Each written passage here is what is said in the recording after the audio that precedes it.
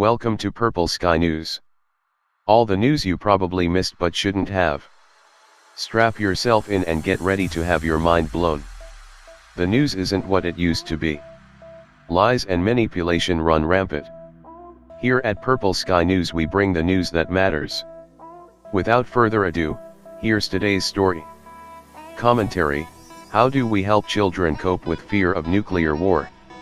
This undated picture released from North Korea's official Korean Central News Agency, KCNA, on September 16, 2017, shows a launching drill of the medium and long-range strategic ballistic rocket Hwasong-12 at an undisclosed location. STR/AFP/Getty Images. Susan Linn. For the Los Angeles Times. For the first time in decades, the news is filled with speculation about a possible nuclear war. There was President Trump's bombastic address to the United Nations, in which he threatened to destroy North Korea, and his schoolboy exchange of taunts with that country's dangerously capricious leader, Kim Jong Un.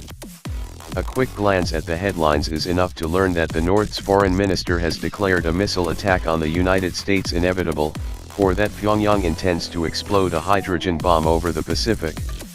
Adults around the world are rightfully worried about nuclear war. Unless things change soon, children will be worried too. inRead invented by Teads. In the 1980s, a spate of studies documented the effects of nuclear fear on children in journals of medicine, psychology, and education. Researchers agreed that the worries began in early childhood and evolved through adolescence. For many kids in the US, fear of a nuclear holocaust was topped only by fear of their parents' deaths. In the Soviet Union, those rankings were reversed. The 1980s research confirms that even the very young are affected by events outside their immediate homes and communities. After the attacks on the World Trade Center, for instance, early childhood educators reported watching their young students repeatedly building towers and knocking them down. I still blame Bill Clinton for having to explain sexual harassment and oral sex to my 6-year-old daughter. She'd heard about his scandal from a classmate. Childhood fear of nuclear war leaves a particularly lasting effect, as the researchers in the 1980s knew well many of them had grown up in the 1950s, burdened with being the first generation to experience a childhood colored by the looming, very real possibility that we could blow ourselves up. I'm also of that generation, and I've been grateful that the children in my life have been spared facing the unthinkable possibility of nuclear holocaust. Until now. My contemporaries and I share vivid memories of mushroom cloud nightmares and daytime terror, inspired by the news we watched on our 3 channels of black and white television. Today, thanks to the proliferation of smartphones, tablets, and other digital devices, children are more likely than ever to be exposed to the media's take on world events. They're going to need our help. What should we do? It might be easier to say what we shouldn't do. Namely, we shouldn't adopt the 1950s model for coping. We shouldn't deny that there is potential for devastation or feed children the myth that they can protect themselves from a nuclear strike. In my elementary school, we practiced lining up in halls. One friend remembers that kids living 10 minutes away from school could run home to be with their parents. Most remember duck and cover drills, popularized by a short film produced for schools featuring a cheery theme song and Bert the Turtle, the animated ambassador for the government's official instructions for what kids should do when the US was nuked by the Soviet Union. Children were supposed to crouch under their desks and cover their heads like Bert withdrawing into his shell. The drills and the film did nothing to assuage our fears.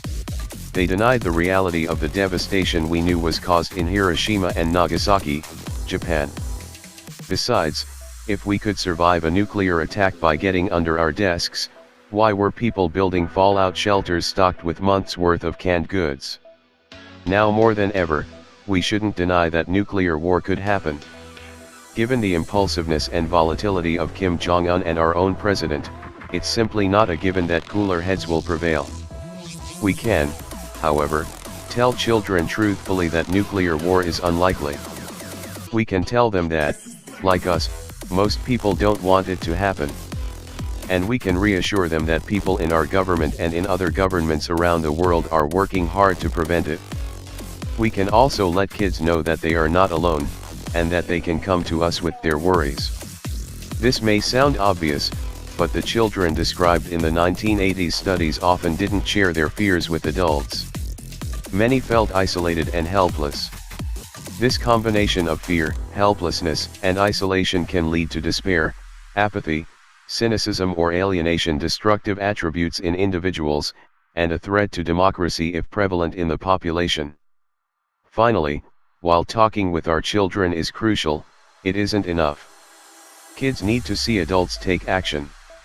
We can join protests or organize them. We can write letters and sign petitions. We can align ourselves with organizations that work to prevent war. Even if we ourselves are feeling weary, frightened or overwhelmed, children need to see that we care enough about them, and the world, to face the terror of nuclear war and do everything we can to prevent it. Los Angeles Times. Susan Linn is a psychologist, a lecturer on psychiatry at Harvard Medical School and the author of Consuming Kids, The Hostile Takeover of Childhood.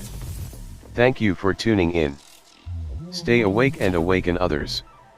Help us spread the word by sharing this video. If you enjoyed it, give it a like and let us know what you think in the comments below. And of course, subscribe for notifications of new videos. Don't watch fake news.